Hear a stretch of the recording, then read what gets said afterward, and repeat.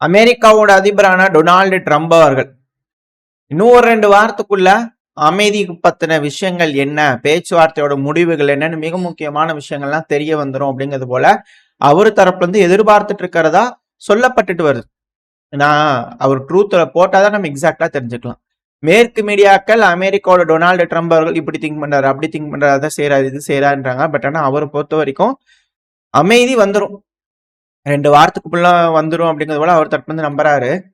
ஏன்னா சில மீடியாக்கள் தரப்பு வந்து என்னன்னா அமைதி பேச்சுவார்த்தையே நிப்பாட்டப்படுது, ஹால்ட் ஆகப்படுது, இன்னும் இடமே சூஸ் பண்ணல. ஃபர்ஸ்ட் இந்த இடமா அந்த இடமா வேணா வந்து பாத்தீங்கன்னா ஐசிசில வந்து நாங்க ரெக்வஸ்ட் பண்ணி பேசி நாங்க கொஞ்சம் கைது பண்ண வேணாம், அதுக்கு எங்களுக்கு மட்டும் விடுப்பு கொடுங்கன்னு சொல்லி கேட்டு புட்டின் அவர்கள் வந்தாங்கன்னா நாங்க உட்கார வச்சு அமைதி பேச்சுவார்த்தைக்கு ரெடி அப்படிங்கிறத வந்து பாத்தீங்கன்னா அவங்க தரப்புன்னு சொல்றாங்க. இதுல என்ன ஒரு சிக்கல்னா, பேசுற வரைக்கும் ஓகே, சுமூகமான முடிவுகள் எட்டப்படலன்னு என்ன போர் வந்துருமா அப்படிங்கிற ஆசை இருக்குல்ல, விடுவாங்களா அப்படிங்கிற கேள்வி வருது இல்லையா?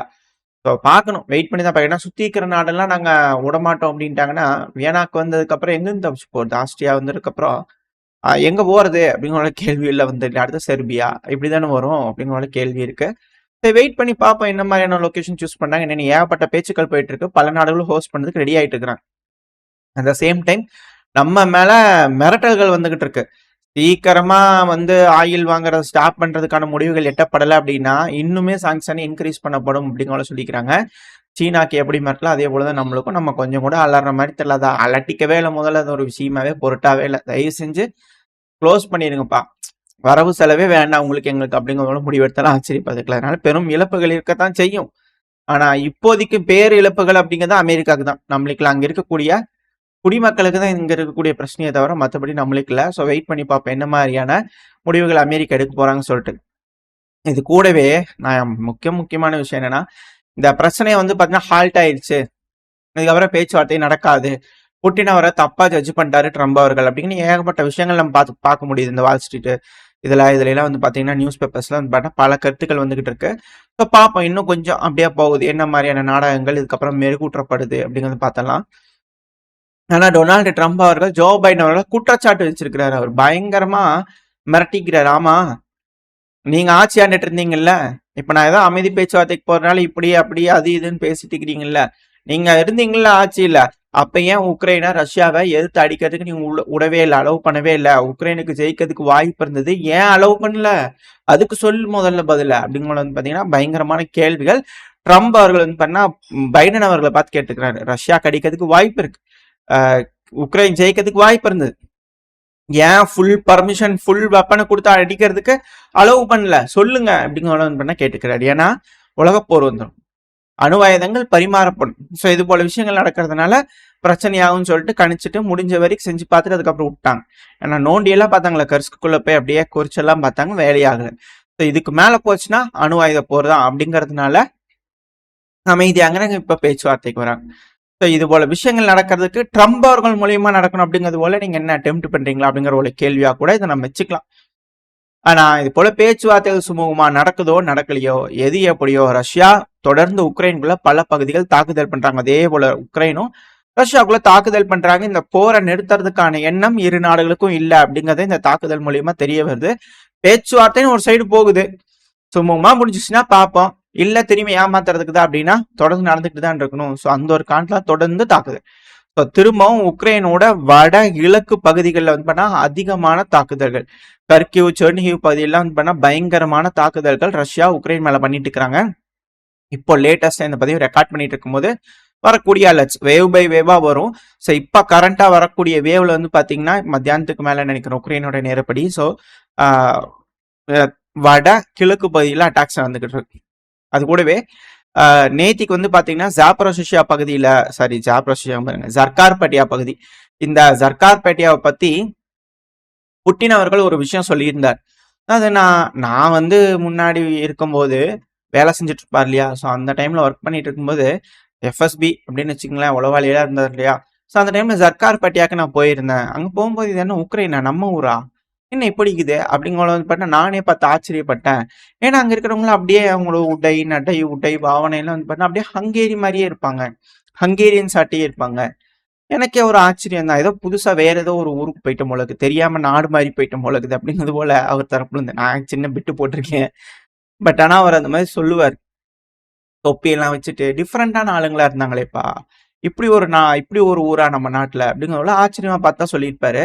ஸோ அதே போலதான் இப்ப இந்த ஜர்கார்பேட்டையான்றது ஹங்கேரி, அதாவது அங்க இருக்கக்கூடிய மக்கள் அதிகப்படியா உக்ரைன்ல வந்து பார்த்தீங்கன்னா வாழ்ந்துட்டு இருக்காங்க. இப்போ இந்த இடத்துல ஒரு தாக்குதல் நடந்திருக்கு. அதுவும் பெலிக்ஸ்ன்னு சொல்லிட்டு ஒரு கம்பெனி மேல தாக்குதல் நடந்திருக்கு. அந்த கம்பெனி ஃபிளெக்ஸ்ட்ரானிக்ஸ் அப்படிங்கிற ஒரு கம்பெனி. அந்த ஃபெசிலிட்டி வந்து அமெரிக்காவோடது அப்படிங்கிற சொன்னாங்க. அந்த கம்பெனியை துவம்சம் பண்ணி சுக்குநூறு ஆக்கிட்டாங்க. ஒரு துளி கூட இல்லை, கம்ப்ளீட் டிஸ்ட்ரக்ஷன். இது அமெரிக்காக்கு ரஷ்யாவுக்கு நடுவில் விரிசல்கள் தான் உண்டாக்கும். ஹங்கேரிக்கு ரஷ்யாவுக்கு நடுவில் விரிசல்கள் தான் உண்டாக்கும். ஏன்னா இந்த ஜர்கார்பேட்டையாவை பொறுத்த வரைக்கும் ஹங்கேரியும் ரிலேட் ஆயிருக்காங்க. ஹங்கேரியோட மக்களும் பெருமளவுல அந்த வாழையடி வாழையா வந்துட்டு இருப்பாங்க இல்லையா. அண்டை நாடுகள் அப்படின்னாலே உதாரணத்துக்கு சொல்றேன், இப்ப இந்தியா சைனா இல்ல இந்தியா பங்களாதேஷ்னு எடுத்துங்க. இந்தியன்ஸா இருக்கிற சில நபர்கள் அங்க பங்களாதேஷ் பார்டர் பகுதி அப்படின்னாலும் அங்க போயிருப்பாங்க. அப்புறம் பங்களாதேஷாவை வாழ்ந்துட்டு இருப்பாங்க. பங்களாதேஷா இருக்கிறவங்க சில நபர்கள் வந்து பாத்தீங்கன்னா இந்தியாக்குள்ள வந்திருப்பாங்க, அவங்க வாழ்ந்துட்டு இருப்பாங்க, இந்தியன்ஸாவே வாழ்ந்துட்டு இருப்பாங்க. அது போலதான் அங்க. பட் அந்த இன மக்கள் அப்படிங்கிறது வந்து பாத்தீங்கன்னா அங்க இருக்காங்க. ஹங்கேரியில ஜர்கார்பேட்டையில இருக்காங்க. தாக்குதல் நடந்துச்சுன்னா அவங்களுக்கும் சிக்கல். அவங்களும் வந்து பாத்தீங்கன்னா கண்டனங்கள் வந்திருக்கு. அதாவது விக்டர் ஆர்பன் அவர்கள் எப்படி சொல்லிக்கிறாருன்னா, பாலிஸ் தான் தாக்குதலுக்கு பதிலா இருதரப்பையும் தாக்குதலை வீரியப்படுத்துறதுக்கு பதிலா அமைதி பேச்சுவார்த்தையில போக்கஸ் பண்ணுங்க அப்படிங்கிற அவர் தரப்புன்னு சொல்லிக்கிறாரு. அது மட்டும் இல்லாம இந்த ஏரியாலாம் வந்து பாத்தீங்கன்னா ஹங்கேரி தரப்பு வந்து உளவு வேலைகள்லாம் பார்த்துட்டு இருந்ததா குற்றச்சாட்டுகள் வந்து பாத்தீங்கன்னா உக்ரைனோட அதிபரான ஜெலன்ஸ்கி அவர்கள் சொல்லியிருந்தார்.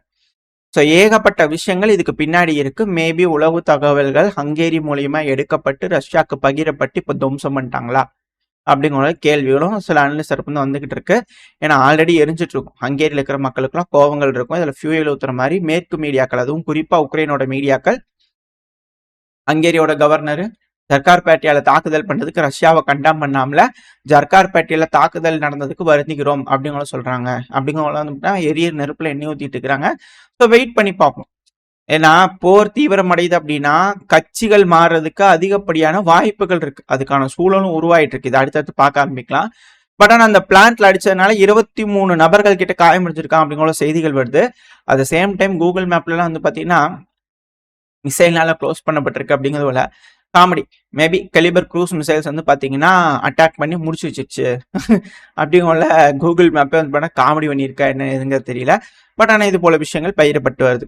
மிக முக்கியமான பகுதியில தாக்குதல் நடந்திருக்கு. ஃபெலிக்ஸ்ட்ரானிக்ஸ்னாலே மேபி ஏதோ ட்ரோன்கள் ஏதோ ஒரு விஷயங்கள் இருந்திருக்கலாம். அட் த சேம் டைம் அதே போல உக்ரைனும் வந்து பாத்தீங்கன்னா ரஷ்யாக்குள்ள தாக்குதல் பண்றாங்க. இதுல மிக முக்கியமான பகுதி அப்படின்னா த்ரூஸ்பா பைப்லைன். ஸோ இந்த பம்ப் ஸ்டேஷன்ல ஆல்ரெடி ஒரு இடத்துல அட்டாக் பண்ணியிருந்தாங்க, ரஷ்யா ரெடி பண்ணியிருந்தாங்க, ஹங்கேரி தரப்புன்னு சொல்லியிருந்தாங்க. இப்போ உஷங்கா ஆயில் அப்படிங்கிறது போல ஒரு பகுதி இருக்கு, ஒரு ஸ்டேஷன். ஸோ அது மேல அட்டாக் பண்ணிக்கிறாங்க. இதனால திரும்ப அந்த பைப்லைன் மூலியமா போகக்கூடிய நாடுகள் பாதிப்படைவாங்க. சேம் ஹங்கேரி, சென்ட்ரல் யூரோப்பியன் நாடுகள்லாம் வந்தோம்னா அதிகப்படியா பாதிப்படைவாங்க. ஏன்னா அந்த பைப்லைன்ல இருந்தா அவங்க ஆயில் வாங்கிட்டு இருக்காங்க. ஸோ தொடர்ந்து உக்ரைன் இதை தாக்குதல் பண்றதுக்கான வேலைகளை இறங்கியிருக்காங்க. ஸோ எப்படி சென்ட்ரல் யூரோப்பியன் நாடுகள் இதில் ஹேண்டில் பண்ண போறாங்க அப்படிங்கிறது வெயிட் பண்ணி பார்ப்போம். ஒன்ஸ் இது பிரச்சனையாகுது, ட்ரம்ப் அவர்களால் ஸ்டாப் பண்ண முடியலன்னா கண்டிப்பா சென்ட்ரல் யூரோப்பியன் நாடுகள் உக்ரைன் மேல போர் தொடுப்பாங்களா அப்படின்ற கேள்விகள் வந்திருக்கு. ஸோ என்ன நடக்கும்ன்றது பார்ப்போம். அடுத்தது வந்து பாத்தீங்கன்னா இங்க மாறி மாறி அட்டாக் பண்ணிக்கிறது மட்டும் இல்ல, அடுத்தது நம்ம களத்திலையும் வந்து பாத்தீங்கன்னா அதிகப்படியான தாக்குதல் மிர்னோகிராட், செர்னிகிவ் பகுதிகள். ஏன்னா இப்ப மிர்னோகிராட்லையும் செர்னிகிவ்லையும் அதிகப்படியான ரஷ்யாவோட ஃபேப் குண்டுகள் டெலிவரி. மிர்னோகிராடுங்கிறது வாடிக்கையா நடக்கக்கூடிய ஒரு விஷயம் ஆயிடுச்சு. நான் பக்ரோஸ்க்கு ஸ்டாப் பண்ணிட்டு இருக்கிறாங்க. பக்ரோஸ்கோட ட்வின் சிட்டி, ஸோ பக்கத்துல இருக்கக்கூடிய ஒரு பகுதிகள். ஸோ அட்டாக் நடக்குது. எதுக்குப்பா செர்னிகோ ஒப்லாஸ்ட்லாம் அட்டாக் நடக்குது அதிகமா? முதல்ல ஜாப்ரோசியா இருந்தது, அப்புறம் பக்ரோஸ்க் பேல இருந்தது, அப்புறம் இந்த செசிவியா இருந்தது. செசிவியால இப்போ கம்ப்ளீட்டா ரஷ்யாவோட கட்பாட்டுக்கு வந்துச்சு. அடுத்த கர்கியூல இருந்தது, அப்புறம் சுமில இருந்து. இப்போ என்னன்னா செர்னிகிவுக்கு எதுக்கு சம்மந்தமே இல்லாம போச்சு? அங்க ஒரு பஃபர் ஆபரேஷனுக்கு ஸ்டார்டிங்கா அப்படிங்கிற கேள்விகள் வர ஆரம்பிச்சிருக்கு. ஸோ அதிகப்படியான தாக்குதல் இப்போ மிர்னோகிராட், செர்னிகிவ் பகுதியில் நடக்குது அப்படிங்கிற செய்திகள் வந்துட்டு இருக்கு. அடுத்து வந்து பாத்தீங்கன்னா ரஷ்யாவோட FPV ட்ரோன்கள் இந்த குப்பியான்ஸ்க பின்புறமா வந்து சுத்தி வளைக்கிறதுக்கு பெருமளவுல தாக்குதல் பண்ண ஆரம்பிச்சிட்டாங்க. கூடிய சீக்கிரத்துல ரஷ்யா இந்த பகுதிகளை உள்ள வராங்க, தாக்குதல் பண்ணாங்கன்னு சொன்னாலும் ஆச்சரியப்பதுக்குள்ள ஆல்ரெடி குப்பியான்ஸ்கோட பகுதிகளுக்குள்ள ரஷ்யா சண்டை பிடிக்க ஆரம்பிச்சிட்டாங்க அப்படிங்கிறத நம்ம பார்த்தாச்சு. இப்ப ரஷ்யாவோட ட்ரோன்களோட டாமினன்ஸ், அதாவது ரொம்ப சேஃபா பத்திரமா பின்னாடி சேஃப் பகுதி அப்படிங்கிற இடத்துல இது போல அதிகமான நபர்களோட நடமாட்டங்கள், ராணுவ நடமாட்டங்கள், ஆயுதங்கள், டேங்குகள் இது போல விஷயங்கள்லாம் வச்சிருப்பாங்க. ஸோ அதெல்லாம் தெரிஞ்சுக்கிட்டு ரஷ்யாவோட லான்சர் ட்ரோன்கள், FPV ட்ரோன்கள் பூந்து பந்து ஆடிக்கிட்டு இருக்கு அப்படிங்கிற வீடியோ பதிவுகள் அதிகமாக வந்துகிட்டு இருக்கு. நான் ஒரு வீடியோ காட்டுறேன் அப்படிங்கறதுனால நம்ம சேனல்ல இது போல நார்மலா எடுத்து வர மாட்டேன். வருது அப்படின்னா தாக்குதலோட வீரியம் அதிகரிச்சிருக்கு. ரொம்ப அதிகமான இழப்புகள் அந்த பகுதியில உக்ரைனுக்கு ஏற்பட்டிருக்கு ரஷ்யானால. அதுவும் குறிப்பா இந்த தாக்குதல வந்து பாத்தீங்கன்னா குப்பியான்ஸ்க்கு கொஞ்சம் முன்னாடி ஒரு சின்ன வில்லேஜ் இருக்கு, பொடோலி. ஸோ இதெல்லாம் ஸ்ட்ராங் பண்ணிட்டு இருக்காங்க. ஸோ அந்த பகுதியில வந்து பாத்தீங்கன்னா இது போல ஒரு தாக்குதல் நடந்திருக்கு அப்படிங்கிற வீடியோ பதிவு வந்துட்டு இருக்கு. அடுத்து அப்படியே நம்ம களம் அப்படிங்கிறதுனால கர்கிவ்ல இருக்கக்கூடிய ஒச்சான்ஸ்க் பதி, ஏன்னா இது கர்கிவ்ல இருக்கிற குப்பியான்ஸ்க் பதி இப்ப இந்த தாக்குதல் நடந்திருக்கு பிடிக்கிறதுக்காக. அடுத்தது ஒச்சான்ஸ்க் பதி. நம்ம சேனல்ல தொடர்ந்து பாக்குறவங்களுக்கு ஒரு விஷயம் நல்லா தெரியும். ரஷ்யா இது போல தாக்குதல் பண்ணி பிடிக்கக்கூடிய நிலைமைக்கு வந்துட்டாங்க அப்படின்னாலே இது போல ஒரு ஸ்டேட்மெண்ட் வரும். அதாவது வெறும் ரூயின்ஸ் தான் இருக்குது, பெரிய இடிபாடுகள் தான் இருக்குது, ஒண்ணுமே இல்ல, நாசமாயிடுச்சு, நிர்மூலமாயிடுச்சு அந்த பகுதியே, இதுக்கப்புறம் எங்க மனசுலதான் இருக்கும் அப்படிங்கிறத வந்து பாத்தீங்கன்னா உக்ரைன் தரப்பு வந்து சொல்லி டைட்டில் வச்சு செய்திகள் போடுறது வாடிக்கையான ஒரு விஷயம். இப்போ அந்த தலைப்புல ஒச்சான்ஸ்க் பகுதி மாறி இருக்கு. ஸோ ஒச்சான்ஸ்க் முழுவதும் ரஷ்யாவோட கட்டுப்பாட்டுக்குள்ள வரப்போகுதா அப்படின்ற கேள்விகள் இருக்கு. ஆல்ரெடி இதுதான், இப்போ முழுசும் வந்துருமா அப்படின்ற கேள்விகள் இருக்கு. ஏன்னா உக்ரைனோட பேட்டர்னே என்ன, ரஷ்யா இது போல தொந்தரவு பண்றாங்க, ரஷ்யா இது போல மக்கள் மேல அடிக்கிறாங்க, ரஷ்யா இது போல ட்ரோன் யூஸ் பண்ணி அடிக்கிறாங்க, கப்பல்ஸ் போயிட்டு இருந்தாங்க அடிச்சுட்டாங்க கார்ல, அதுக்கப்புறம் ரஷ்யா இது போல அட்டாக் பண்ணிட்டு இருக்கிறாங்க, ரஷ்யா இது போல ஒரு பகுதிக்குள்ள வந்துட்டாங்க, அதுக்கப்புறம் இது போல ரஷ்யா ரூயின்ஸா வந்து பாத்தீங்கன்னா மாத்திட்டாங்க இந்த பகுதியை, இதுக்கப்புறம் எங்களோட நினைவுல தான் இருக்கும் அப்படின்னு சொல்லி உக்ரைன் தரப்பு வந்து வெளியே வருவாங்க. ஸோ இதெல்லாம் வந்து பாத்தீங்கன்னா வாடிக்கையா இருக்கக்கூடிய டைட்டில்ஸ். ஒரே ஒரு விஷயம் தான் அதுல மாறும், இந்த பகுதியோட பேர் மட்டும்தான் மாறும். ஸோ இப்போ ஒச்சான்ஸ்க் அந்த வகையில லாஸ்ட் ஸ்டேஜில் நிக்குது. அடுத்த ஸ்டேஜ் கம்ப்ளீட் விட்ரால். உக்ரைனோட வீரர்கள் அந்த பகுதியிலிருந்து வெளியே வந்தாலும் ஆச்சரியப்படுறதுக்குல, ரஷ்யாவோட போர்சஸ் டெய்லியும் அது முழுவதும் கேப்சர் பண்றதுக்கான வேலைகளை ஈடுபட்டு இருக்காங்க அப்படிங்கிற செய்திகளும் வந்துட்டு இருக்கு. அடுத்தது உக்ரைனும் ரெடி ஆகிட்டு தான் இருக்கிறாங்க. ரஷ்யா வந்து பாத்தீங்கன்னா புது புது ட்ரோன்கள் இதெல்லாம் செய்யறாங்க அப்படிங்கிற போல உக்ரைன் வந்து பாத்தீங்கன்னா அடுத்த கட்ட வளர்ச்சியை நோக்கி போயிட்டு இருக்காங்க. பிளெமிங்கோ அப்படின்னு சொல்லிட்டு ஒரு missile, long range cruise missile வந்து பாத்தீங்கன்னா சோதனை பண்ணி பாத்துக்கிறாங்க. 3000 கிலோமீட்டர் வரைக்கும் போகும், 1150 கிலோகிராம் எடை இருக்கக்கூடிய வெயிட் எடுத்துட்டு போகும் அப்படிங்கிற சோதனை பண்ணி பாத்துக்கிறாங்க. ஒரே ஒரு மிஷின் தான், ஏன்னா இப்ப ரஷ்யா ஒரு போர் கப்பல்ல முழு S-400 டிப்ளாய் பண்ற மாதிரி க்ரூஸ் மிசைல க்ரூசர் ரெடி ஆயிட்டு இருக்குதாமா அந்த போர் கப்பல்கள்லாம். ஸோ அது ஏர் டிஃபென்ஸ் சிஸ்டம்ங்கிறது வேற ரேஞ்சுக்கு போயிடுச்சு. இப்போ இது மாதிரி ஆயுதங்கள் தயாரிக்கிறாங்கனாலே ஹைப்பர்சோனிக் மிசைலாம் இருந்துச்சுன்னா ஓகே, இல்லைன்னா வேஸ்ட் அப்படிங்கிறது போல மாறிடுச்சு, யுகமே மாறிடுச்சு. ஸோ இது போல வந்து பாத்தீங்கன்னா எஸ்கலேஷன் அப்படிங்கிறதுல இருதரப்புலயும் இருக்காங்க. ரெண்டு சைட்லயும் வந்து பாத்தீங்கன்னா குறைவில்லாம டெக்னாலஜியோட growth இருக்கு, அடிச்சுக்கிட்டு இருக்காங்க, மாறி மாறி அடிச்சுக்கிறாங்க. மிக முக்கியமான பகுதிகள் இழந்துகிட்டு இருக்காங்க உக்ரைனு, மிக முக்கியமான பகுதிகளில் ரஷ்யா மேலேயும் தாக்குதல் பண்ணிருக்காங்க. ஸோ இதெல்லாம் நடந்துட்டு தான் இருக்கு. இந்த சமயத்துல அமெரிக்கா எதிர்பார்க்கறது அமைதி. அதுக்கு ஏற்றபடியே அடுத்தடுத்த கட்ட நடவடிக்கைக்கு அமெரிக்காவும் போயிட்டு இருக்காங்க. அமெரிக்காவோட director general national security intelligence agency இருப்பாங்க இல்லையா, டைரக்டர் நேஷனல் இன்டெலிஜென்ஸ் செக்யூரிட்டியோட டைரக்டர் துளசி கபாட் அவருக்கு. ஸோ அவங்க வந்து பாத்தீங்கன்னா ஒரு விஷயம் சொல்லிக்கிறாங்க. அதாவது நட்பு நாடுகளுக்கு கூட இப்ப நாங்க இன்டெலிஜென்ஸ் டேட்டா ஷேர் பண்றது இல்லைங்க. உக்ரைன்ல நடக்கக்கூடிய விஷயங்களை இந்த பேச்சுவார்த்தை சுமூகமா போகணும், அமைதி வரணுன்றதுக்காக ஷேர் பண்றதே ஸ்டாப் பண்ணிட்டோம் அப்படிங்கிறது போல இவங்க தரப்பு ஸ்டேட்மெண்ட் இருந்திருக்கு. இதைத்தான் நம்ம முன்னாடின்னு சொல்லிட்டு இருக்கிறோம். அமெரிக்கா பேச்சுவார்த்தைன்னு சொல்லி ஸ்லோ அண்ட் ஸ்லோவா இந்த பிரச்சனையில இருந்து வெளியே வர போறாங்க. ஸோ இந்த பிரச்சனையில இருந்து வெளியே வந்ததுக்கு அப்புறம் யூரோப்பியன் யூனியன் மட்டும் ரஷ்யாவை எடுத்து என்கேஜ் பண்ணுமா அப்படின்ற கேள்விகள் வருது இல்லையா. ஸோ அமெரிக்கா கொஞ்சம் கொஞ்சமா வெளியே போகும்போது யூரோப்ல இருக்கக்கூடிய சில நாடுகளும் கொஞ்சம் கொஞ்சமா ரஷ்யா கிட்ட வந்துருவாங்களா அப்படின்னு கேள்வி வருது. அதுல மிக முக்கியமான ஒரு நாடு லுத்வேனியா. லுத்வேனியால ஆளுகின்ற அரசாங்கம் வந்து பாத்தீங்கன்னா சோசியல் டெமோக்ராட்டிக் பார்ட்டி. ஸோ அவங்க வந்து பாத்தீங்கன்னா இப்போ ப்ரோ புட்டின், ப்ரோ ரஷ்யா ஓப்பனா டிக்ளேர் பண்ணக்கூடிய பார்ட்டி கிட்ட வந்து பாத்தீங்கன்னா என்னப்பா அலைன்ஸ் வச்சுக்கலாமா என நிரூபிக்க வேண்டிய கட்டாயத்தில் இருக்கிறாங்க. ஸோ லிச்சுவேனியாவில் வந்து பார்த்தீங்கன்னா மேபி கட்சி மாற்றம் நடக்குமா, அதாவது அங்கே யூரோப்பியன் யூனியன்லேருந்து ரஷ்யாவோட இணைஞ்சுக்கலாம் அப்படிங்கிற மாற்றங்கள் வருமா என்ன எதுங்க தெரியல. ஆளுகின்ற அரசாங்கத்துக்கு வந்துட்டு இருக்கக்கூடிய இந்த சோதனை காலத்தில் ரஷ்யாவுக்கு ஆதரவாக இருக்கக்கூடிய பார்ட்டியோட சேர்ந்து அலைன்ஸை வச்சு இந்த இடத்துல நம்ம ஜெயிச்சு ஆட்சி ஆளலாம் அப்படிங்கிறது போல எண்ணங்கள் வந்திருக்கான்னு தெரியல. பட் ஆனால் இப்போ ஆட்சி மாறதுக்கான அங்கே வேலைகள் நடந்துகிட்டு இருக்கு.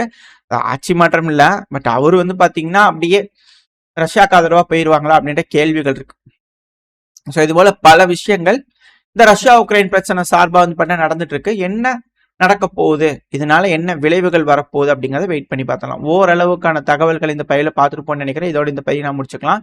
இந்த பதிவு எப்படின்னு உங்களுக்கு பிடிச்சிருந்தா லைக் பண்ணிட்டு உங்க ஃப்ரெண்ட்ஸ் நம்மளோட ஷேர் பண்ணிக்கோங்க. அது கூட மறக்காம இந்த பதிவு பத்தி உங்களோட கருத்துக்களை கமெண்ட் செக்ஷன்ல சொல்லுங்க. இந்த பதிவு நல்லா இருக்கும்னு நம்பிக்கையில் அடுத்த பதிவு சந்திக்கிறார். Stay safe. பை.